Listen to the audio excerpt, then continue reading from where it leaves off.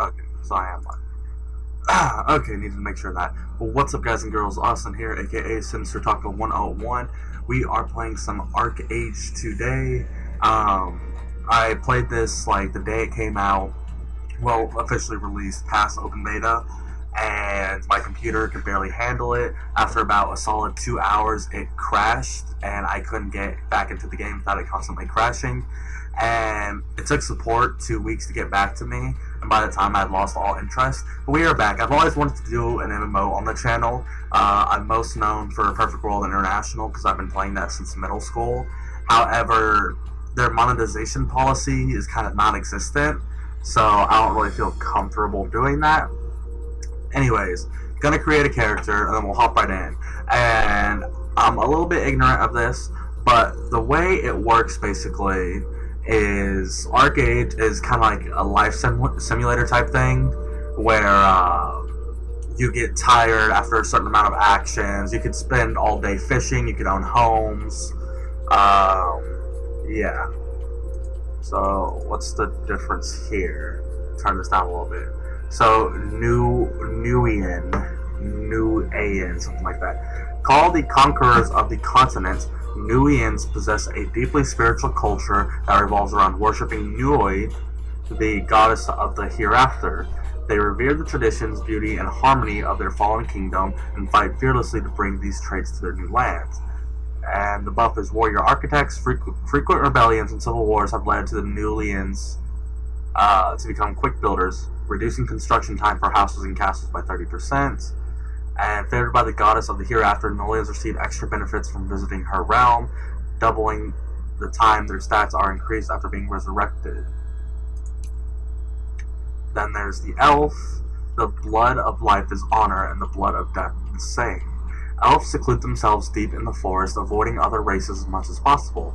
Though envied for their beauty, their behavior is considered incomprehensible. Hoping for an honorable death, they often deliberately seek out danger. They feel the ultimate honor is vengeance for their past defeats. Buff, Lith Flow.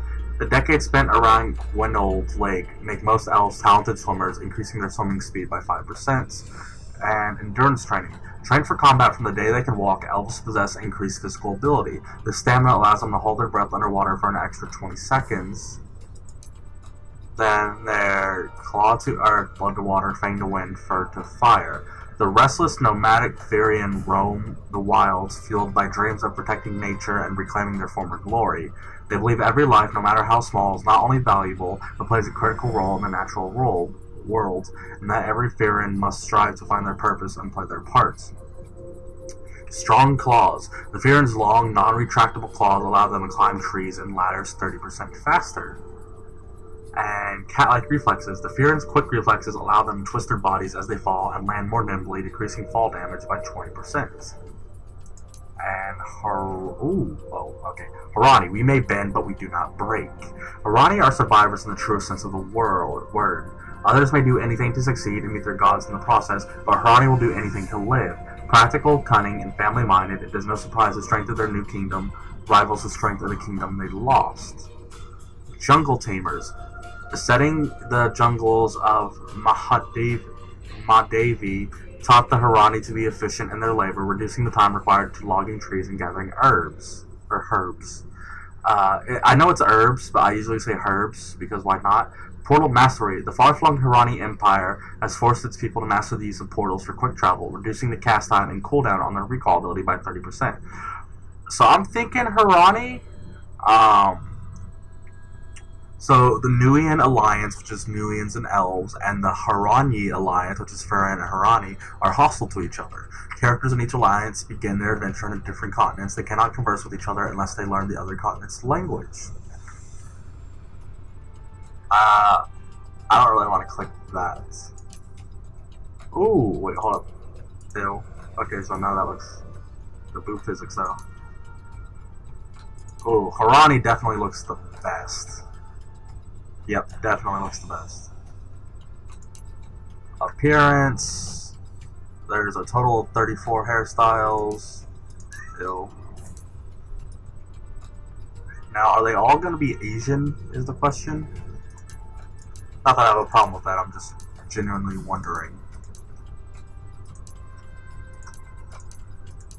see. Where does this, oh, it's, what's her name from Naruto? Tenten, I think.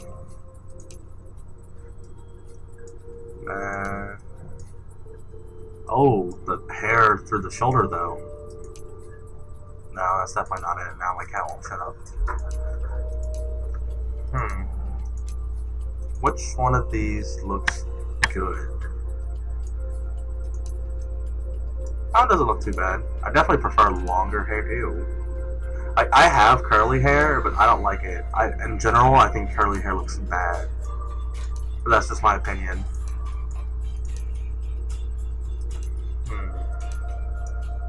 We go to the first page. This one I was looking at. I don't know why our hair is bluish, though. I like that. Nope. Get rid of that real quick. Actually, let me go with this one because we get hues.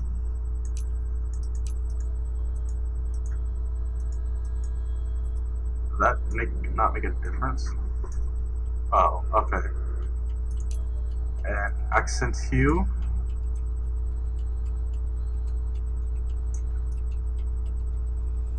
Yeah, I kinda like that. I like the I like when girls do like the multicolored hair.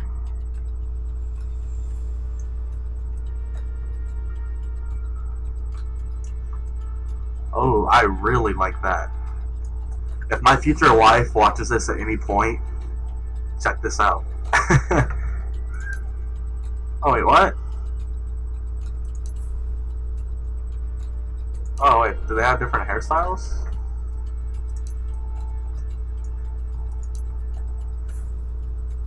Hold up. And I gotta do this over again. Oh no. That's accent hue. Main hue.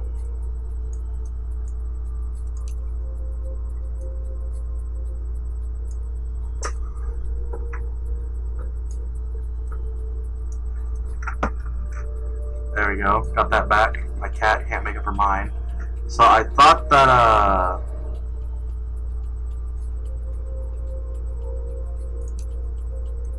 eyes. Okay, so this isn't eyes, this is eyebrows. Wouldn't that be the... No.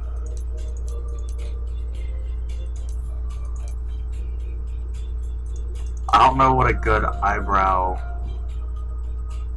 is for girls. Wait, do we have Nike? No. Come on, give me Nike. Ooh, that no. Stick to the first page. Oh yeah, that's fine.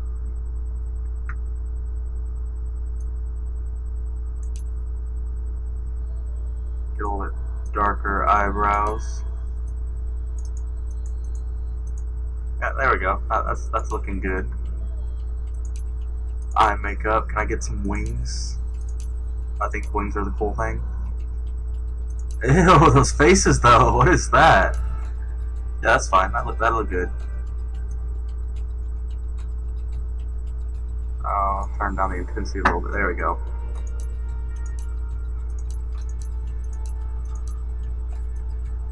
Yeah, that looks good. Maybe tone it down a little bit.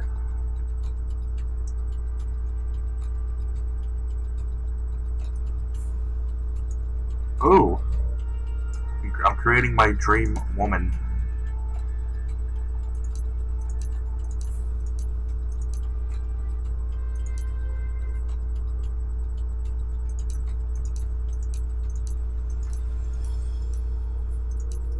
Wait, wouldn't this be considered racist? Yeah, that's about my skin color. Paints.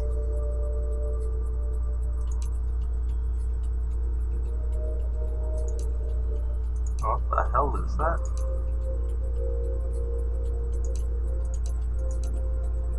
Actually, wait. No. Nope.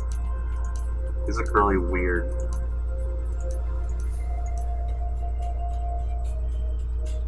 How do I get rid of... Okay. Imperfections.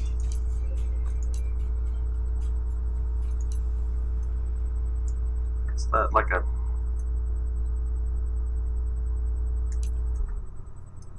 Make it a little bit smaller.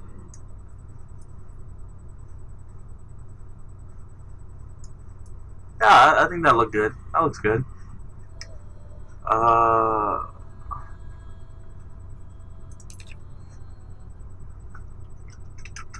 Dream waifu.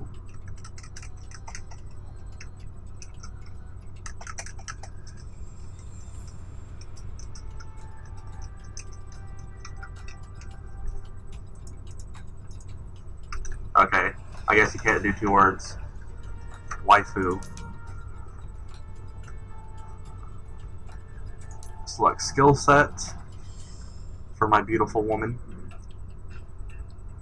So, Battle Rage. The Battle Rage skill set is symbolized by Kyrios, the god of destruction. The devastating attacks of his devotees bombard their enemies mercilessly,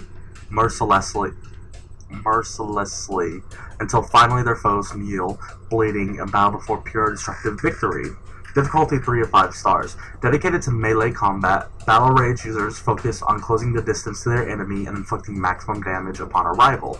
Warriors devoted to the skill set learn to cleave through armor, smash aside their enemies' attacks, and enter a powerful frenzy that allows them to shrug off even the most potent spells. So they have triple slash. You're not gonna attack up to 3 times in a row, dealing 2 physical damage each hit. Then there's Frenzy and Whirlwind Slash. There's Sorcery. The ancient Archmage Arzabeb symbolizes sorcery. His followers least powerful, unpredictable magic into versatile elemental and protection spells. Just as Arzabeb once controlled his anger and sadness to confront his bloody destiny with serenity. This skill set offers the most devastating long-range magic attacks, but their power comes with a price. Skilled sorcery users must learn to plan around their spells' long cast times, calculating the perfect time to freeze an enemy in their tracks or summon a deadly meteor. So there's Flame Bolt, Chain Lightning, Meteor Strike. And there's Archery. The ancient Plains warriors, Tai Hang, pledged to protect the Viren tribes with true aim and an honest soul. He kept his pact even in death by bestowing his powers on anyone with a pure heart. His disciples used ranged attacks to pursue foes unrelentingly and deal a vicious justice. Difficulty 2.5 stars. Focused on harassing the enemy from afar, Archer grants unparalleled control over the battlefield. Talented archers can interrupt enemy spellcasters, damage and disable groups of distant foes, or compromise key targets' defenses with a constant stream of arrows. So they have piercing shot, missile rain, and intensity. My previous character was an archer, as you saw at the beginning, but it's only like level 8, so it's not, something perfect, or, something far. And then occultism. 2 stars.